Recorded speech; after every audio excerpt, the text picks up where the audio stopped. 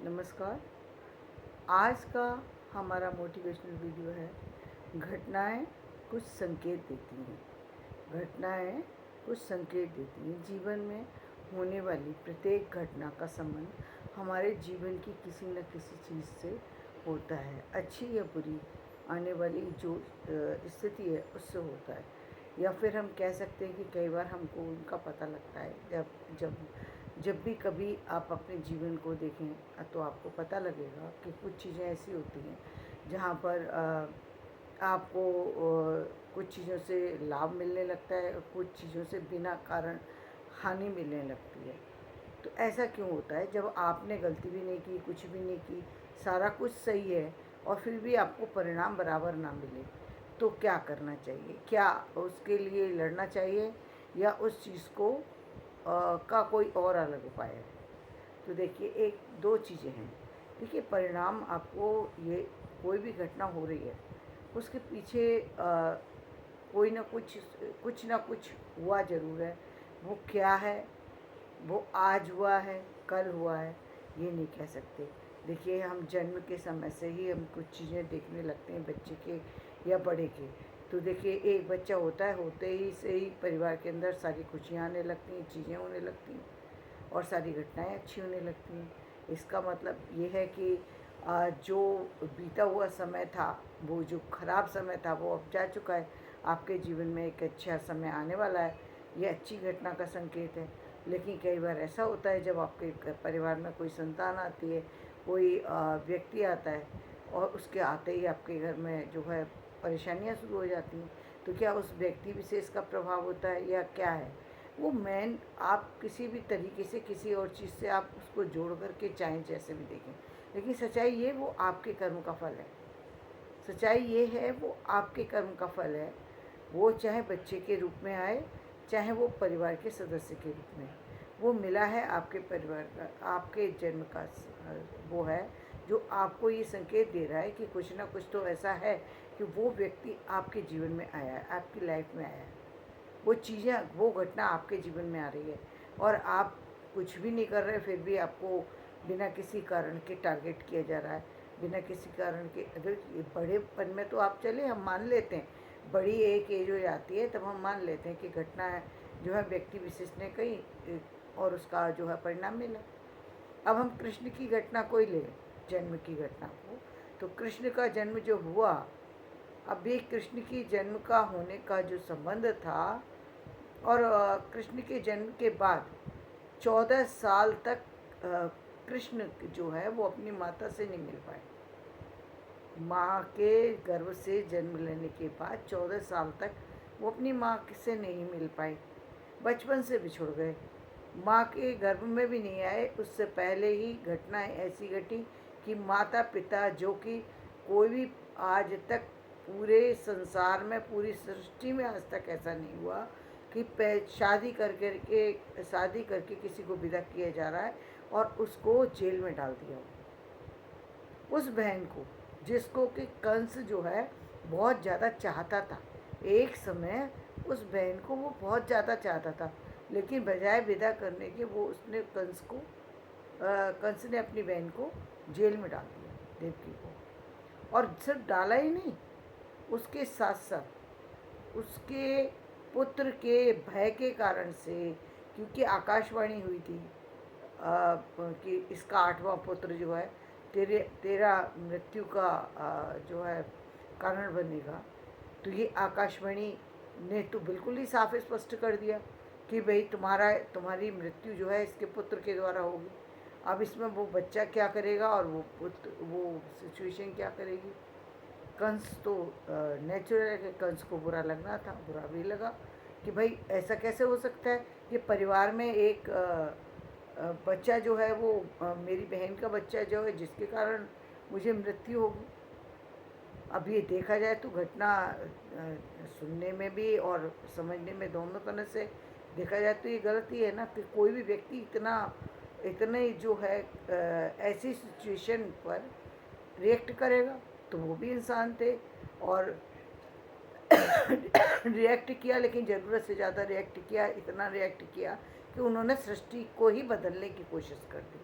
यानी उन्होंने इतना अत्याचार बढ़ा दिया कि परिवार जो भी बच्चे का जन्म होता था सबको मारना शुरू कर दिया। क्या इससे पाप का क्षय हो रहा था या पाप बढ़ रहे थे? पाप तो बढ़ रहे थे। आप गलती पर गलती कर रहे हैं तो गलती बढ़ेगी या ख़त्म होगी? ख़त्म नहीं हुई।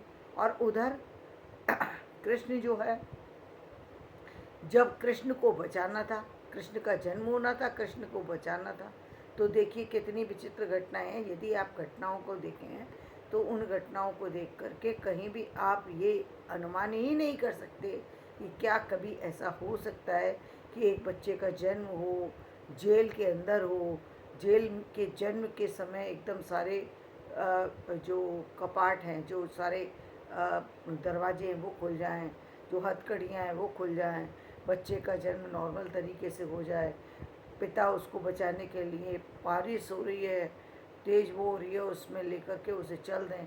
और उस समय वो यमुना, जिस यमुना में कोई कदम भी नहीं रख सकता, साधारण में भी बारिश में पे आदमी कदम नहीं रख पाता। बारिश सादा बारिश हो तो भी खड़ा होना, या जब जमुना में पानी का प्रवाह ज़्यादा होता है तो आप खड़े नहीं हो सकते हैं। और ये हमारी तो देखी घटना है, क्योंकि हम तो मथुरा से ही हैं, तो हमने देखा है। तो आप उस समय खड़े नहीं हो सकते उसमें।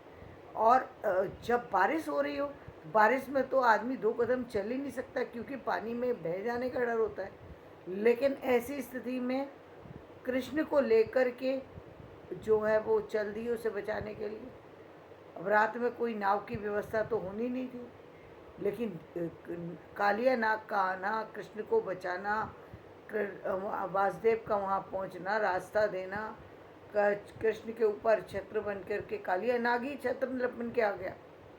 कितनी विचित्र बात है। जो मृत्यु को, जिसके जो सांप हैं, नाग हैं, ये तो मृत्यु देने वाले होते हैं, वो मृत्यु को से रक्षा करने वाले बन गए। ये कितनी विचित्र घटना है।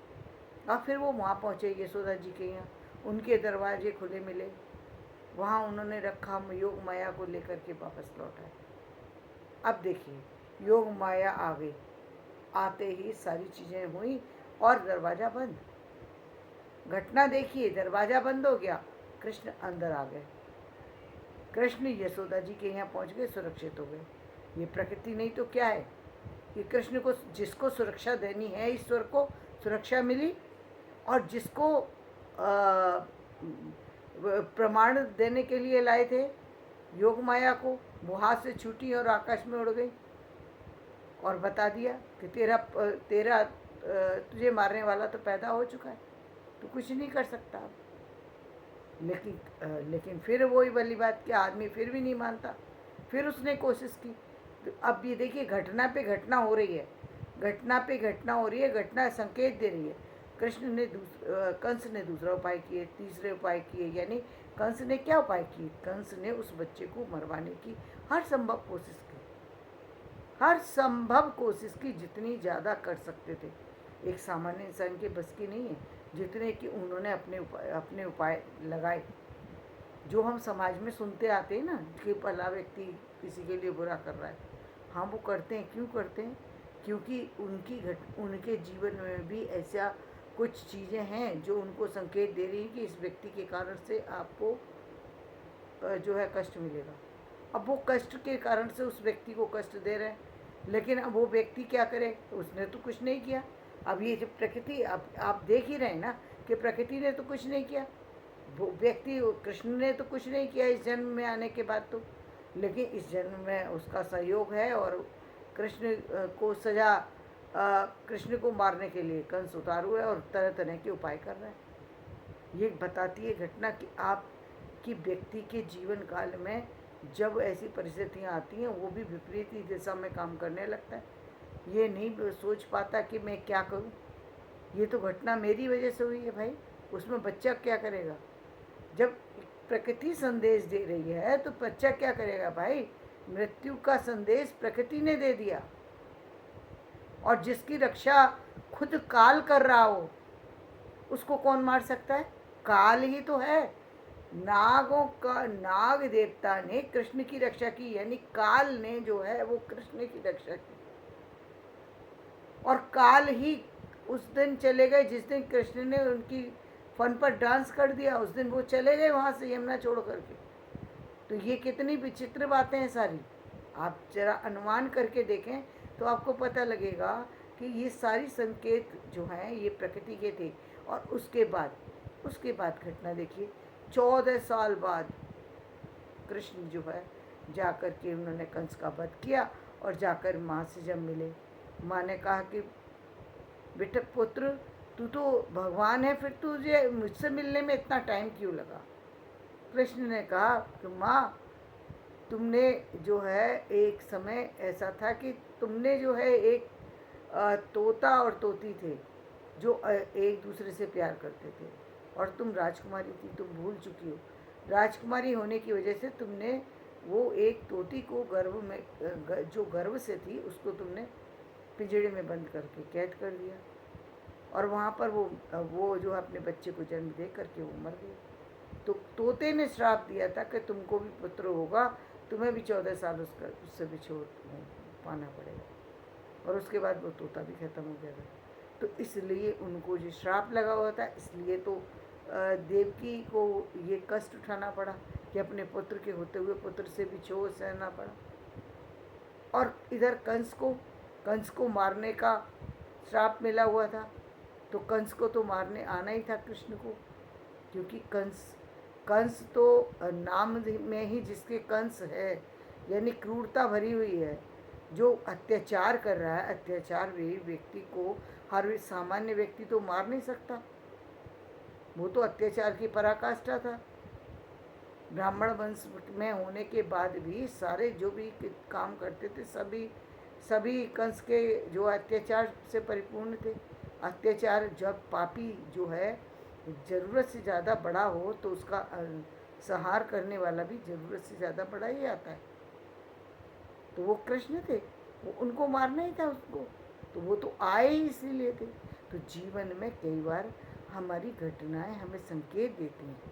मैं यहाँ पर आपको ये बताना चाहती हूँ, यदि इस तरीके की कोई भी घटना जीवन में होती है तो आपको उसको एक्सेप्ट करना चाहिए और ये मान लेना चाहिए कि अब जो भी होगा, अच्छा या बुरा परिणाम, उसको स्वीकार करेंगे, क्योंकि इसका संबंध इस जन्म से है ही नहीं, और जो पूर्व जन्म का संबंध है उसको आप मिटा ही नहीं सकते, क्योंकि वो तो आपको सहना ही पड़ेगा, वो आपको हर हाल में सहना ही है। और इसीलिए कई बार गलती ना होने के बावजूद भी आप पर अपराध लगते हैं, बिना किसी कारण के जो है दुख मिलने लगता है व्यक्ति को। अब व्यक्ति सोचता है कि ये मुझे दुख मिल रहा है इस जन्म के कारण से, जबकि सच्चाई है कि इस जन्म के कारण से नहीं मिल रहे होते हैं। सुख और दुख दोनों का संबंध हमारे पूर्व जन्म से भी होता है, जिसके कारण से अब वो कौन सा जन्म का कौन सा चीज़ पहले आई है, पीछे आई है, कब आई है और कब तक आएगी और कब तक रहेगी, ये वैसे कुंडली में बहुत सी चीज़ें होती हैं, लेकिन उनको जानकर के कोई फ़ायदा नहीं है, क्योंकि आप उसमें कुछ कर नहीं सकते। कर क्या सकते कर सकते सिर्फ आज के सही कर्मों को अंजाम दे सकते हैं। आज जो कुछ अच्छा कर सकते हैं उसे अच्छे को कीजिए। आज जो कुछ आपके हाथ में है उसको बेहतरीन बनाने की कोशिश कीजिए। कल का क्या था, कल का क्या होगा, इस दोनों को छोड़ दीजिए, क्योंकि यदि आज के कर्म ठीक है तो शायद वो जो गलत होने वाला है शायद कम हो जाए, शायद कम ना हो, जो भी हो, लेकिन परिणाम उसका अंत में अच्छा ही होगा। जो भी होगा अच्छा होगा, क्योंकि आज तो आप गलती करने से बच ही जाएंगे। कल कैसे क्या हुआ था वो तो नहीं कर सकते, लेकिन आज तो ज़रूर बच जाएंगे। हम प्रतिदिन देखते हैं कि जीवन में लोग गलतियों पे गलतियां करते चले जाते हैं, बुरा करते हैं, और पता ही नहीं लगता, सामने वाले को पता ही नहीं है कि ये व्यक्ति ने इतना बुरा कर दिया, और वो व्यक्ति दुनिया से छोड़ कर के आराम से चला जाता है, खुश होता हुआ चला जाता है। लोग भी देखते हैं कि भाई सामने वाले को तो कुछ गलत हुआ नहीं उसके साथ, और वाकई नहीं होता, वो व्यक्ति दुनिया से चला जाता है और गलती कर रहा होता है, और फिर वो परिणाम तो रह गया ना। जिस व्यक्ति ने कष्ट पाया उसके हाथों से, तो वो परिणाम तो उसका रह गया बाकी। अब फिर जन्म होगा, तो हर व्यक्ति के जन्म भी जो 7 जन्म की कहानी है, हाँ वो जन्म 7 होते हैं, लेकिन वो जन्म 7 जन्म कितने जन्मों के बाद होते हैं, या कि लगातार होते हैं या लगातार नहीं होते, ये सब चीज़ें जो है बहुत ही विस्तार की चीज़ें हैं जिसको जानने की कोई ज़रूरत नहीं है। बस आप ये समझ लीजिए, आपके जीवन में यदि कोई भी घटना हो रही है तो वो संकेत दे रही है कि आपके जीवन में आने वाला कल बेहतरीन है या कुछ प्रॉब्लम क्रिएट करने वाला है। तो जो भी है आप उसको एक्सेप्ट करें और अच्छे कर्मों पर ध्यान दें, बाकी सारी चीज़ें ईश्वर पर छोड़ दें। धन्यवाद। मेरा वीडियो पसंद आए तो इसे लाइक करें, शेयर करें और सब्सक्राइब करें।